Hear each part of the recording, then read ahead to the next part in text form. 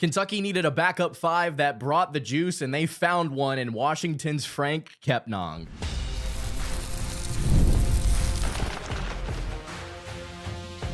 You are Locked On Kentucky, your daily podcast on the Kentucky Wildcats, part of the Locked On Podcast Network, your team every day. All right, what's going on, Big Blue Nation? Welcome on into Locked On Kentucky, your daily Kentucky Wildcats podcast. I'm your host, Lance Dawe. On today's episode of the show, we're going to be discussing the commitment of Washington center Franck Kepnang. This one kind of snuck up on us, at least it has over the last 48 hours, where there was some mixed reporting as to whether or not Kepnang had actually announced or he was actually interested in Kentucky.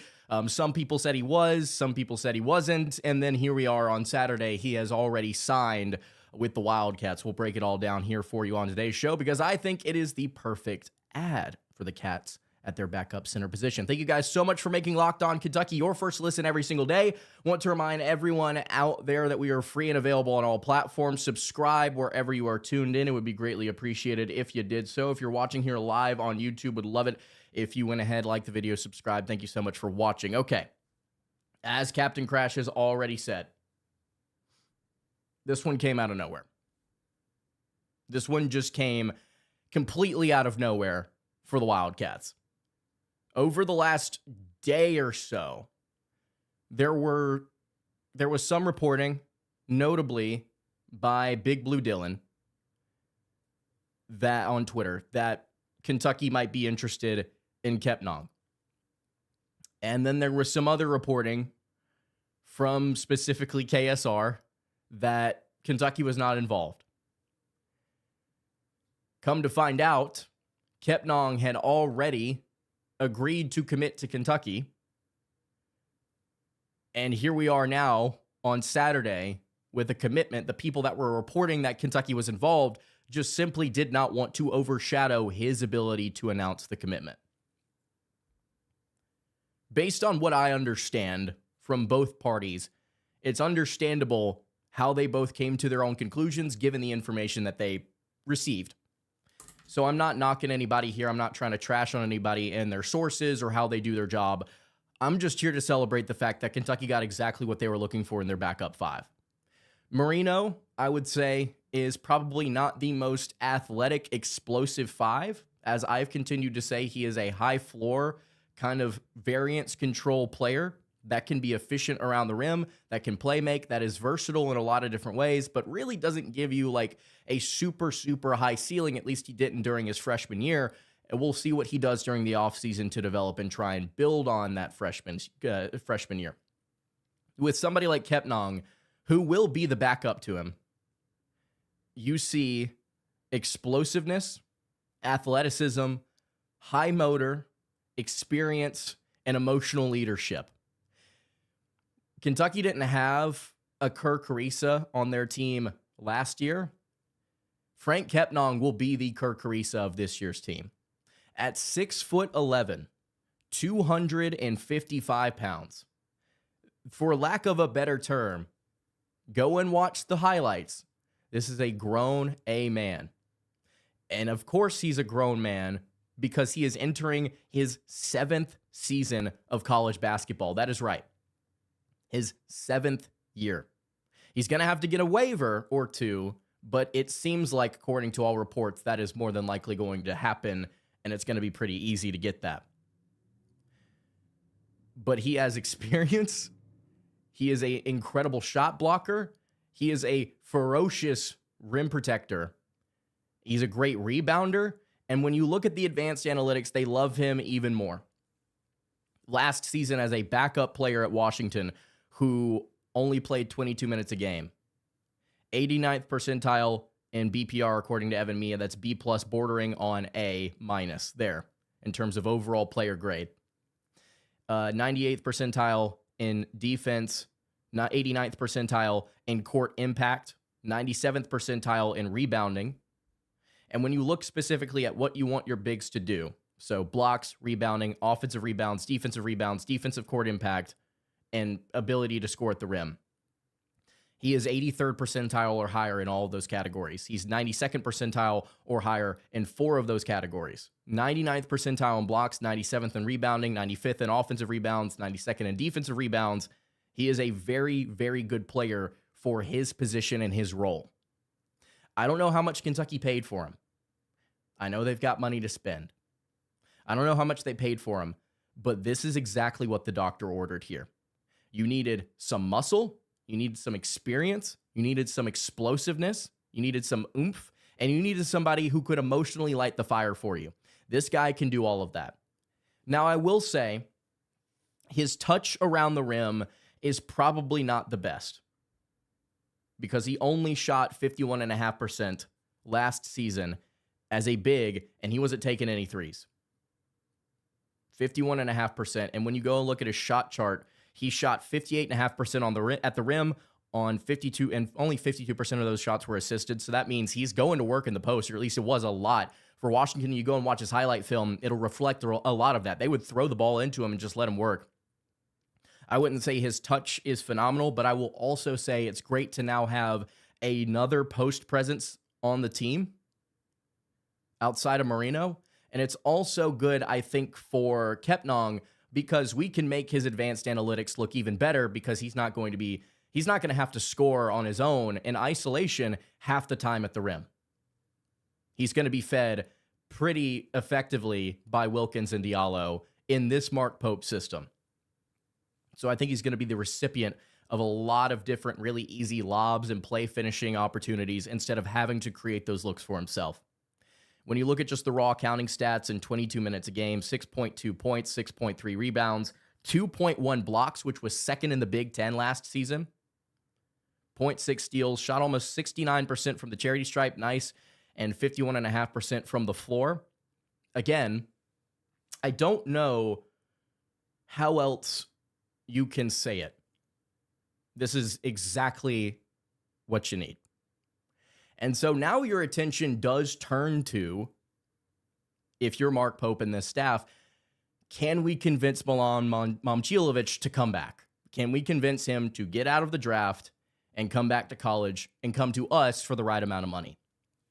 According to some of the reporting out there, if Milan does not get like a top 35-ish or late first round like commitment promise from an NBA team, he's probably coming back to college for at least one more year, as he should. We've already detailed it on the show.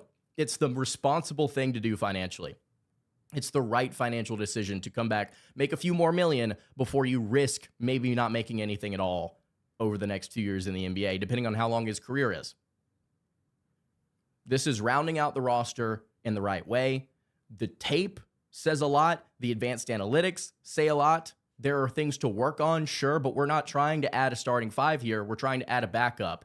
And this is the type move that turns you from a good SEC team to a very good SEC team now that you have more options in the front court that solve your issues.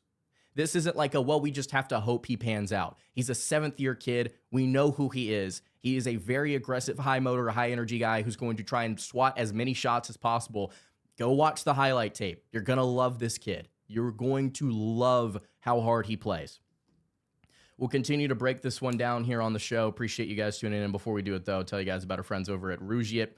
The NHL playoffs are here, where every shift matters, every moment is intense, and the pressure is at its highest. And just like performance matters on the ice, it matters off the ice as well, and that's where Rougiet can come in. The Rougiet offers treatments designed to help you get ready and stay ready when it matters.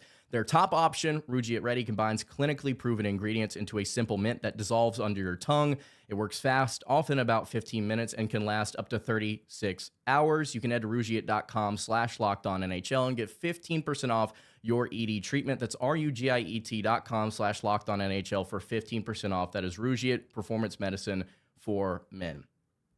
All right, pause for water here. We got a question from Kyle in the live chat saying, do you think he is better than Santos? I think that he is infinitely better than Santos if you are looking for defense and rebounding. If you want someone that can protect the rim and can rebound the basketball and be aggressive in doing so, he's infinitely better than Santos. If you want a skilled offensive player who can stretch out to the perimeter, he's not better than Santos. I don't think Kentucky necessarily needs that at their 5. They've already got 2 options at their 4 that can both do it. Like, they are both proven that they like to stay out around the rim, or around the perimeter, I should say, and shoot the basketball. So I think that he is better than Santos. And as Captain Crash just mentioned, you also needed the size and physicality around the rim. You weren't looking for another skinny Euro player that is offensively skilled here per se. I think this is going to be great for Kentucky's chemistry, because not only is Kepnang a very high-energy guy himself, he's also been playing with Zoom Diallo. That's something that we haven't even mentioned yet. Kentucky's point guard's been playing with this guy for a couple of years now, and the fact that you are already have some baked-in chemistry between your 1 and your 5 here is great. That's really, really, really, really good for the Cats. Now, Washington wasn't a phenomenal team last season. They were actually I think they were like borderline top 50 in KenPom, despite being like a meh record-wise team, which is interesting. So if you want to be positive, you could bank on, hey, look, we took Washington's 2 of their 3 best players. Steinbach, I think, was probably their best overall players because that kid's NBA ready. But I really, really, really like this. Somebody mentioned in the chat that he is injury prone. I think that is something that is fair, that needs to be brought up. I will point out, though, last season he did play in 27 games, and that was the most that he had played in since his sophomore season in 2021, where he played 35 games in total. So I think that maybe you can hope for some more consistent health here from him now that he has shown in his most recent year that he can, or he was healthy. My guess is if he doesn't stay healthy, congratulations, Reese Potter, you're up. I don't think Kentucky's going to get another center here to round out their roster. I think they're going to go try and get Milan, or they're going to go try and get another small forward who can spray from deep. How is he eligible? He will be eligible because of a couple of medical hardship waivers he has either already applied for or is going to try and get, according to what people have said that would be in the know about this. He's probably going to get him. It's not that big of a concern. Now, it will be a concern. If it ends up being a concern, we'll freak out and we'll burn that bridge when we get to it. I also want to point out to whoever was in the live chat laughing during the Rougiat read, I saw you. I see you. Just let that be known. Whoever was cackling, I see that.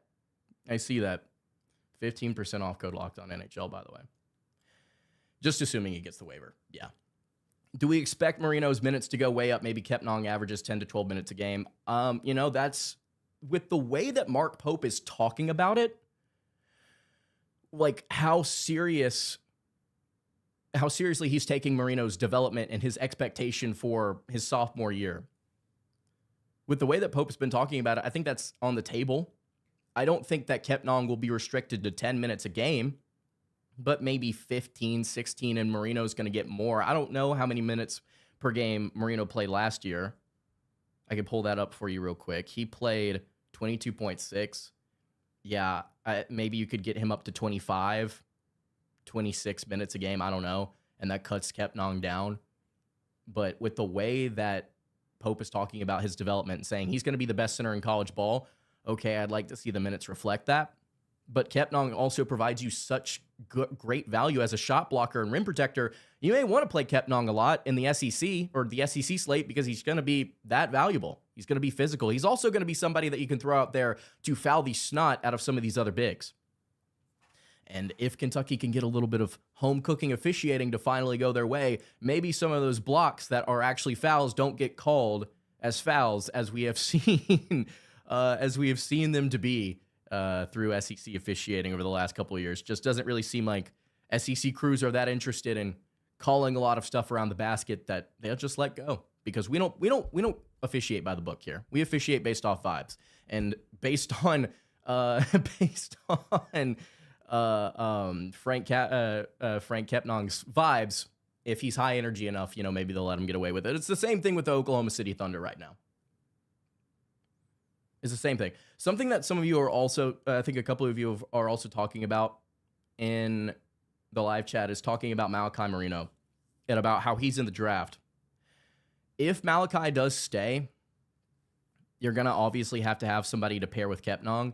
I would not be angry at him as my starting 5. You do have to understand, though, Mark Pope's desire to have a 5 that can play make and can do all these different things and can shoot and be versatile. He's not getting that out of Franck. He's not getting that out of Kepnang.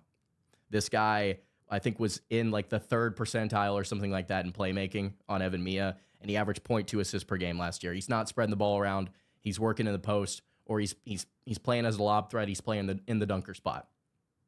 This is a very specific, traditional, carved-out 5-man center role.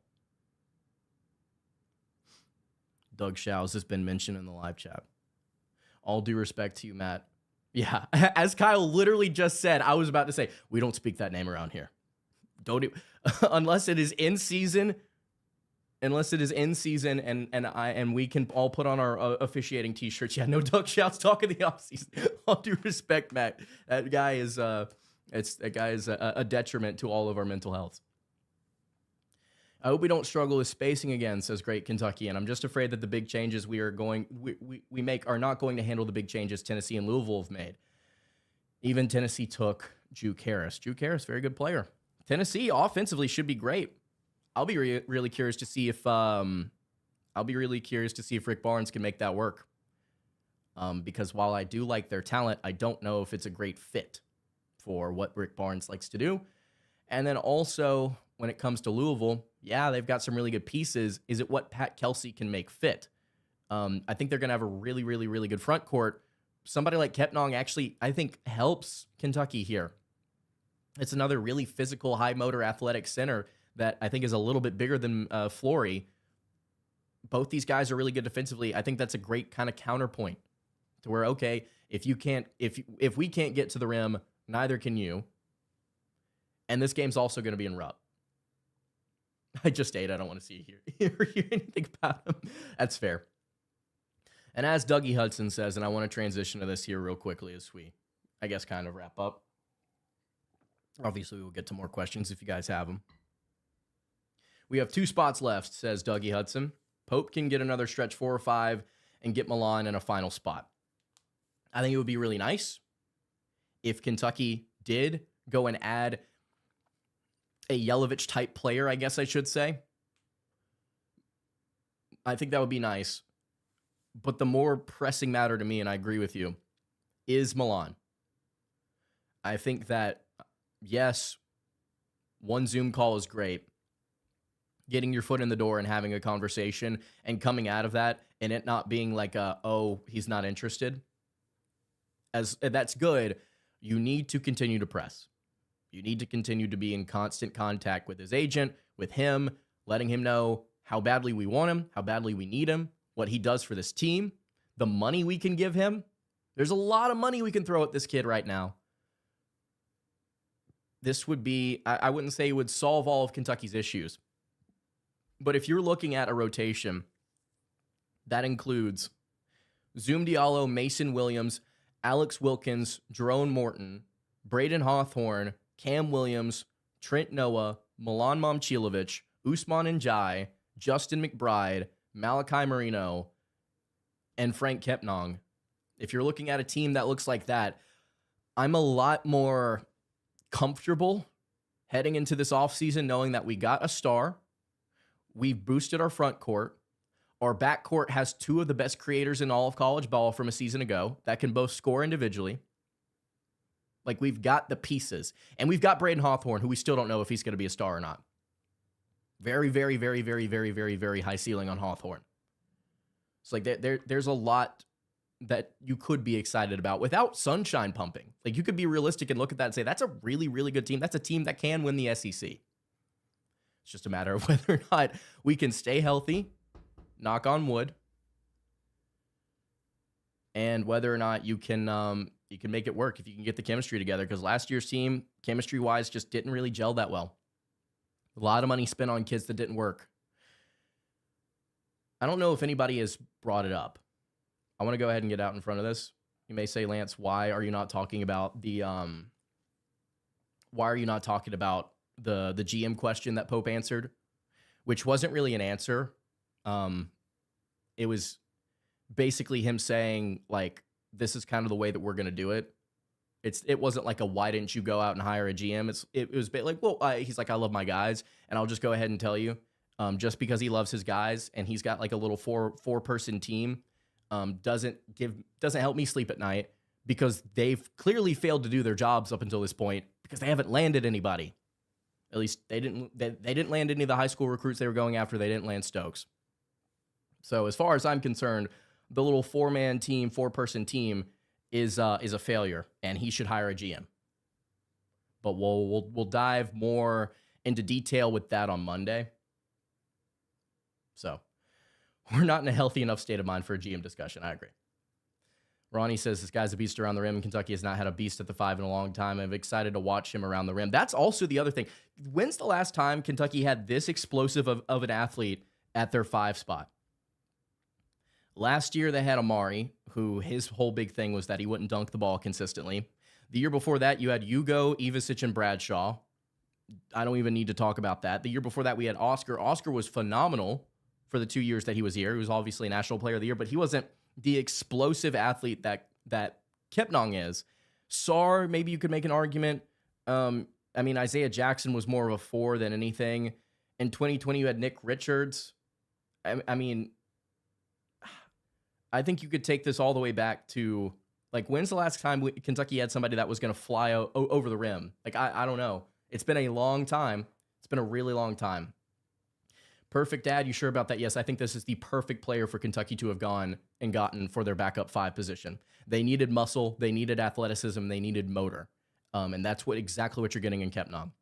He's not small. He is 6'11", 255 freaking pounds. He's a grown A man with experience. I mean, you could not have asked for better, I don't think. So, literally any GM would be better. Yeah, I don't know. Noel or Cauley Stein. See, that's what I was about to say. Is the last one I could think of is either Noel or Cauley Stein was the guy that I was going to say. But I don't know if I would put Kepnang and Cauley Stein conversations. I will say defensively, Kepnang is really freaking good. So yes, go and watch the film. Y'all all, now that we're wrapping this up, please go and watch some of this kid's highlights, because they are electric. They are really fun. And I'm sure a lot of you guys will like him. All right. That's going to do it for today's episode of the show. Thank you guys so much for tuning in. If you have not subscribed to the YouTube channel or the podcast feed, would love it if you did so. You can follow the show on Twitter at LockedOnUK. You can follow me on Twitter at LanceDaw_, and you can follow the show over on Instagram. That is at Kentucky Podcast. Any questions, comments, concerns, leave those in the YouTube comments below. Hit me on the socials. I will see you all tomorrow for another episode of Locked On Kentucky. Hope you guys have a great rest of your day, and God bless.